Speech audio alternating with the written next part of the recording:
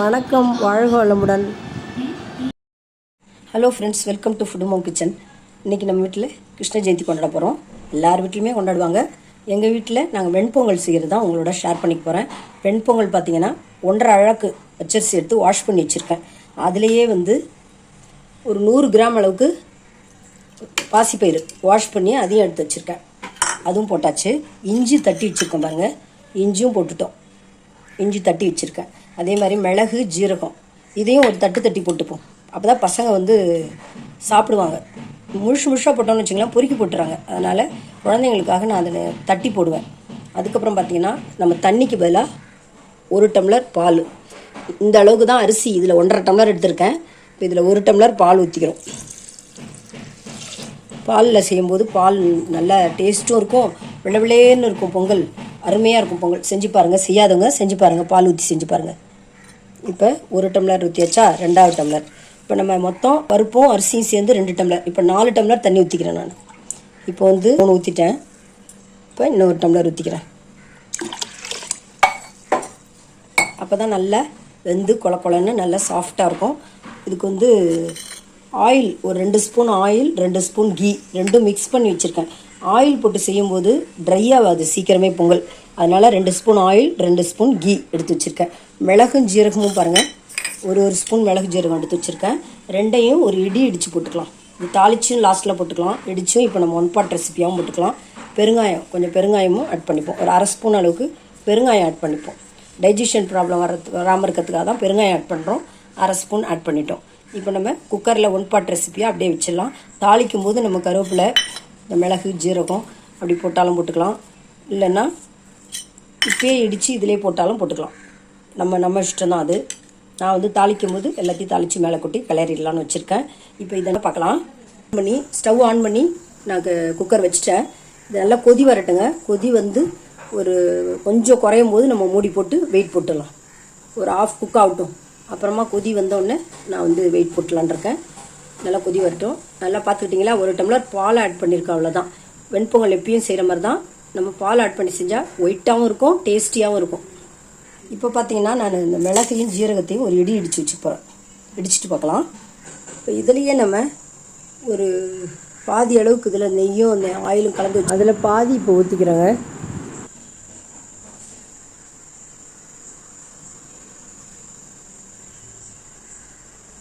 நம்ம பால் ஊற்றுனதால பொங்கல் கொதிக்குது. நல்லா வெள்ளேன்னு இருக்கு பார்த்தீங்களா.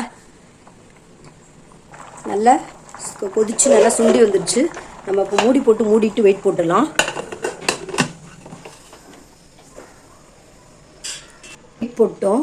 2 சவுண்டு வந்தோன்னா பொங்கல் ரெடி ஆகிடும். நம்ம எல்லாம் போட்டு தாளித்து கொட்டிடலாம். வெந்துட்டுருக்கு. வெந்தோடனே பார்க்கலாம். பாயாசத்துக்கு வேண்டியது பார்க்கலாம். அவல் வாங்கி வச்சுருக்கேங்க. 100 கிராம் தான் அவல். அவலை நல்லா வறுத்துட்டு நெய் போட்டு வறுத்துட்டு கொஞ்சம் குறைன்னு ரவா மாதிரி பொடிச்சு வச்சுக்கலாம். பொடிச்சு வச்சுட்டு அதுக்கப்புறம் பார்த்தீங்கன்னா தேவையான முந்திரி பருப்பு, திராட்சை, ஏலக்காய், நெய், சர்க்கரை, நாட்டு சர்க்கரை தான் போட போகிறோம் பாயசத்துக்கு. அவல் பாயசம் வைக்கலாம். இது பொங்கல் முடிஞ்சோடனே பாயசத்துக்கு பார்க்கலாம். இப்போ ஸ்டவ் ஆன் பண்ணி கடாய் வச்சுட்டோம். அவல் கொஞ்சம் வறுத்துக்கலாம். நம்ம ஒரு ஸ்பூன் நெய் விட்டு வறுத்துக்கலாம். 1 ஸ்பூன் நெய் விட்டுட்டு லேசாக வறுத்துக்கலாம். நல்ல டேஸ்டியாக இருக்கும். கொஞ்சம் வறுத்துட்டு செஞ்சோம்னா ரொம்ப வறுக்க தேவையில்லை, கொஞ்சம் வறுபட்டா போதும்.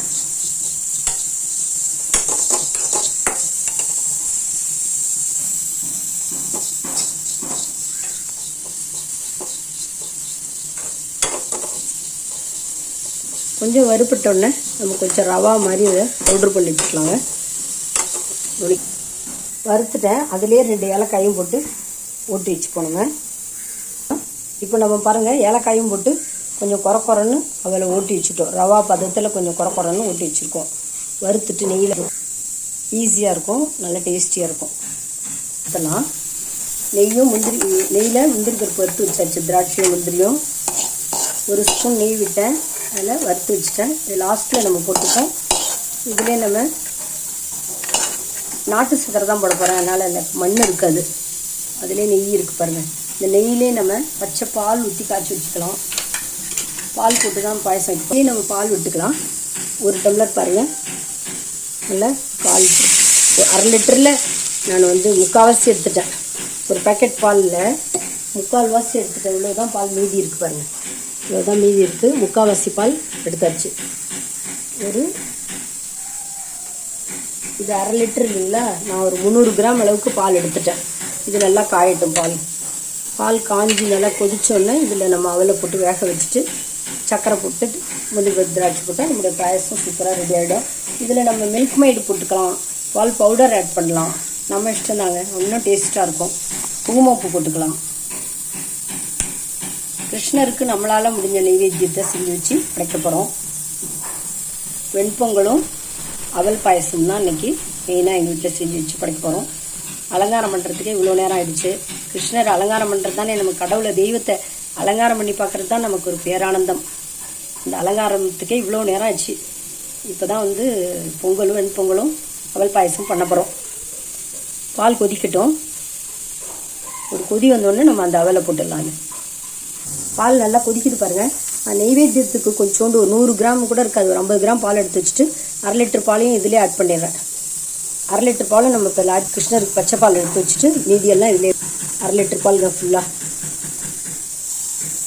இதில் வந்து நம்ம இப்போ ரவா போட போகிறோம். அதை உடச்சி வச்ச ரவா இருக்குல்ல, அதையும் போட்டுறேன். இன்னும் பாதியமாக நெய்யில் வறுத்து உடச்சி வச்ச ரவாவை எல்லாத்தையுமே போட்டாச்சு. இப்போ இந்த அவல் ஊறி நல்லா கொஞ்சம் திக்னஸ் ஆகிடும், திக்காகிடும். வெந்தவுடனே நம்ம நாட்டு சக்கரை போட்டுடலாம். அவல் பாயசம் பாருங்கள் எம்மியாக ரெடி ஆகிட்டு இருக்குங்க. கிருஷ்ணர் வெயிட் பண்ணிகிட்டு இருக்காரு. சீக்கிரம் போய் படைக்கணும். நம்ம இதில் இன்னொரு 1/2 டம்ளர் தண்ணி ஊற்றிக்கலாம். இல்லை இது நாட்டு சக்கரை தான், இது கொதிக்க வேண்டிய அவசியம் இல்லை. அதனால் வந்து தண்ணி ஒரு 1/2 டம்ளர் ஆட் பண்ணிக்கலாம். வெறும் திக்கான பாலாக இருக்குது, அதனால் ஒரு 1/2 டம்ளர் ஆட் பண்ணிக்கலாம். நம்ம நல்லா கொதிச்சிருச்சு. வெல்லமும் போட்டோம். வெல்லமும் அவலும் ஒரே அளவு 100 கிராம் 100 கிராம் போட்டாச்சு. நம்ம இறக்கி ட்ரான்ஸ்ஃபர் பண்ணிக்கலாம். பால் பாயசம் ட்ரான்ஸ்ஃபர் பண்ணியாச்சு. நம்ம மேலே வந்து வறுத்து வச்ச முந்திரி திராட்சை இதெல்லாம் ஆட் பண்ணிக்கலாம். அவல் பாயசம் எம்மியாக சூப்பராக எம்மியாக ரெடி ஆகிடுச்சு. நெய்வேத்தியத்துக்கு எடுத்து போயிட வேண்டியதுதான். குசேலரோட நினைவாக அவல் பாயசம் சூப்பராக எம்மியாக ரெடி பண்ணிட்டோங்க. அடுத்து பொங்கல் பார்க்கலாம். இப்போ நம்ம பொங்கல் தாளிக்கிறதுக்கு நெய்யும் ஆயிலும் கலந்து நான் வச்சுருக்கேன் பாருங்கள். அதில் ஒரு 2 ஸ்பூன் அளவுக்கு விட்டுக்கிறேன். அதில் விட்டுட்டு ஃபஸ்ட்டு பார்த்தீங்கன்னா மிளகு, ஜீரகம், முந்திரி, கருவேப்பிலை எல்லாம் போட்டோம். பெருங்காயம் முதல்ல போட்டிருக்கோம், இப்பயும் கொஞ்சம் ஆட் பண்ணிக்கலாம்.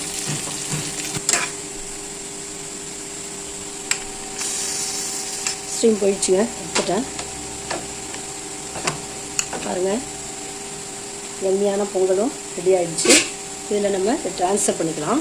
இல்லை தாளிச்சதெல்லாம் அதில் கொட்டிட்டோம். இது சால்ட்டு போடாமல் விட்டுட்டோம். அதனால் கொஞ்சம் தண்ணி மிக்ஸ் பண்ணி நான் சால்ட்டில் போட்டுக்கிறேன். இப்போ பார்த்தீங்கன்னா நம்ம தண்ணி மிக்ஸ் பண்ணாமல் போட்டோம்னா கொஞ்சம் கலக்கிறது கஷ்டம். அதனால் கொஞ்சம் வெந்நீர் வச்சு ஹாட் வாட்டரில் மிக்ஸ் பண்ணி இதில் ஊற்றிக்கிறேன். பொங்கல் ரெடிங்க. சூப்பராக எம்மியாக பொங்கல் ரெடி ஆகிடுச்சு. பேனில் ஹாட் வாட்டர் சுட வச்சுருக்கேங்க. தேவையான அளவு நம்ம உப்பு போட்டுக்கலாம். இந்த பொங்கலுக்கு தேவையான அளவு இல்லை, உப்பு போட மறந்துட்டேன். நீங்கள் அப்பயே கூட உப்பு போட்டிருக்கலாம், ஒன்றும் பிரச்சனை இல்லை. பொங்கல் எப்பயுமே வந்து நேரம் ஆக டைட் ஆகிடும். தண்ணி கொதிச்சிடுச்சு. நம்ம சால்ட்டும் போட்டோம். இப்போ ஆஃப் பண்ணிட்டோம் ஸ்டவ்வை. இந்த தண்ணி எடுத்து இதில் மிக்ஸ் பண்ணிக்கலாம். சால்ட்டு மிக்ஸ் பண்ணிட்டோம். இப்போ நம்ம இதை கிளறிட்டோம்னா சரியாயிடும். கிளறிட்டு ட்ரான்ஸ்ஃபர் பண்ணிடலாம். பொங்கல் ரெடி ஆகிடுச்சுங்க. அதே மாதிரியே அவல் பாயசமும் ரெடி ஆகிடுச்சுங்க. நெய்வேத்தியம் பண்ண போகிறோம், வாங்க போகலாம்.